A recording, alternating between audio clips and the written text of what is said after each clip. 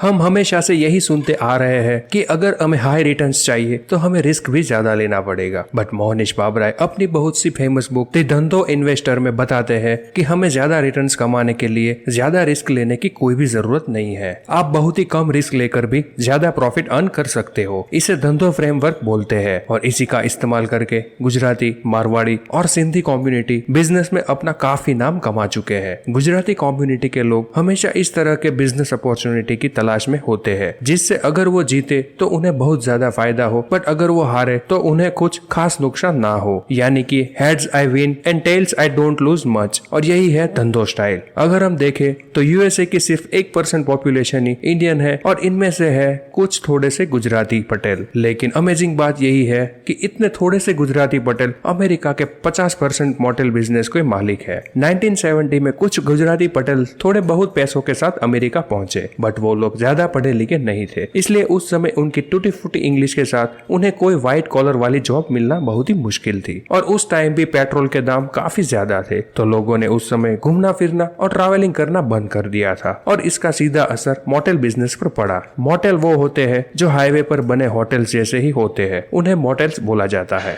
तो लोगों ने आना जाना बंद कर दिया था, इसलिए मोटेल्स के दाम काफी कम हो गए थे और जो लोग मोटेल्स खरीदना चाहते थे उन्हें बैंक्स 90% तक का लोन दे रही थी। जैसे कि गुजराती पटेल के पास ज्यादा पैसे नहीं थे और यहाँ तक कि उनके पास तो रहने के लिए भी जगह नहीं थी, तो उन्होंने बैंक से 90% का लोन लिया और बची कुची सेविंग्स को लगाकर मोटेल्स को खरीद लिया, क्योंकि उन्हें पता था कि उनके पास ज्यादा कुछ खोने के लिए नहीं है। उन्होंने तो केवल 10% डाउन पेमेंट ही दिया और उन्हें पता था कि आज नहीं तो कल लोग वापस से ट्रैवल करना स्टार्ट करेंगे, तो उनके मोटेल्स में भी फिर से आना जाना शुरू हो जाएगा। अगर ऐसा होता है तो वो लोग काफी अमीर बन जाएंगे, यानी कि heads I win and tails I don't lose much. Business चला तो चांदी ही चांदी और नहीं चला तो लोग ज्यादा कुछ नहीं खोएंगे। और फाइनली ऑयल क्राइसिस खत्म हो गई और लोग वापस से ट्रैवल करना शुरू हो गए और पटेल्स को मोटेल्स में अच्छा खासा प्रॉफिट होना शुरू हो गया। तो चलिए अब समझते हैं क्लासिक धंधो फ्रेमवर्क होता क्या है। बिजनेस के ऐसे 6 रूल्स जिन्हें फॉलो करके आप कोई भी बिजनेस में किस तरह पैसे कमा सकते हैं और बहुत ही कम रिस्क लेकर। Rule number 1, by existing business. धंधो फ्रेमवर्क का पहला रूल ये है कि ऐसे बिजनेस को खरीदे जो पहले से हो, क्योंकि किसी भी बिजनेस को स्टार्ट करने में बहुत ही ज्यादा टाइम और एफर्ट लगते हैं। अगर आप इतना एफर्ट लगा दो तो भी गारंटी नहीं है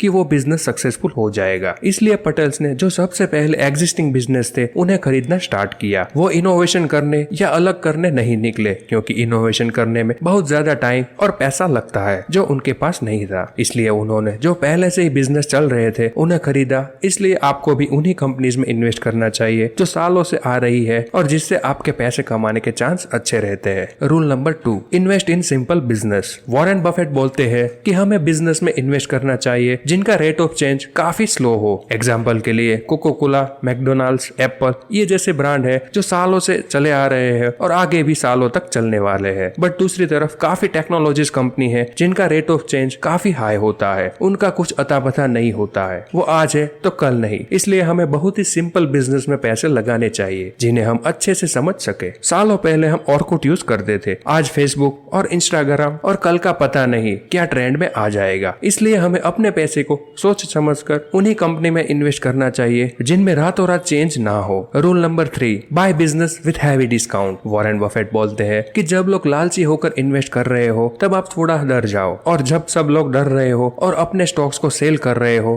तब आप लालची हो जाओ और उन स्टॉक्स को सस्ते में खरीद लो। इस तरह आपको स्टॉक्स तब खरीदने हैं जब मार्केट डाउन हो या फिर लोग डरे हुए हो, क्योंकि उस समय आपको हो सकता है कि किसी अच्छी कंपनी के स्टॉक्स सस्ते में खरीदने को मिल जाए। बट ऐसा नहीं है कि हमें कौन सा भी सस्ता स्टॉक्स खरीद लेना है, हमें उसी कंपनी के स्टॉक्स खरीदने हैं जो कंपनी फंडामेंटली स्ट्रॉन्ग है, बस किसी कारण से वह हमें सस्ते में मिल रहे हैं। क्योंकि जब कोई कंपनी थोड़ी मुश्किल में पड़ जाती है तो उसके शेयर सस्ते में मिल जाते हैं और आगे जाकर हमें प्रॉफिट दे सकते हैं। बेंजामिन ग्राहम ने अपनी famous book the intelligent investor में एक कॉन्सेप्ट बताया था जिसे मिस्टर मार्केट बोलते हैं। वो बोलते थे कि हमें स्टॉक एंड शेयर उसकी प्राइस के अकॉर्डिंग नहीं बल्कि उनकी इंट्रिंसिक वैल्यू के अकॉर्डिंग खरीदना चाहिए। मान लो कि किसी बिजनेस में शेयर की इंट्रिंसिक वैल्यू 100 रुपीज है, तो आपको उस समय मार्केट में वो 110 रुपए में मिल रहा है, तो उस शेयर को आपको नहीं खरीदना चाहिए, चाहे कुछ टाइम पहले उसकी उसकी प्राइस 130 रुपए क्यों ना हुई हो, तो आपको तब तक वेट करना है जब तक उसकी प्राइस लगभग 60-70 रुपए ना आ जाए, तब आप उसकी इंट्रिंसिक वैल्यू से कम में खरीदोगे और जब उसकी प्राइस बढ़ेगी तो आपको अच्छा खासा प्रॉफिट होगा। रूल नंबर 4, धंधो आर्बिट्रेज। मान लो कि आज आप कोई स्टॉक्स 50,000 रुपए में खरीद रहे हो और एक साल बाद उसकी प्राइस 60,000 रुपए हो जाएगी, तो आप एक साल में उसे 60,000 रुपीज में सेल करके 10,000 का प्रॉफिट कमा लोगे। उसी तरह आपको कोई कपड़ा दिल्ली में 10,000 रुपीज का मिल रहा है और मुंबई में उसकी कीमत 15,000 रुपीज है, तो आप उसे दिल्ली से खरीदकर मुंबई में बेचकर 5,000 रुपीज अर्न कर सकते हो। इसे ही आर्बिट्रेज कहा जाता है, यानी कि टाइम और प्लेस का यूज करके प्रॉफिट अर्न करते हैं। इसलिए आपको भी आर्बिट्रेज का यूज करके प्रॉफिट अर्न करना चाहिए। Rule number 5, by business with mode. अगर आप अपने बिजनेस में पैसा लगा रहे हो तो आपको पता होना चाहिए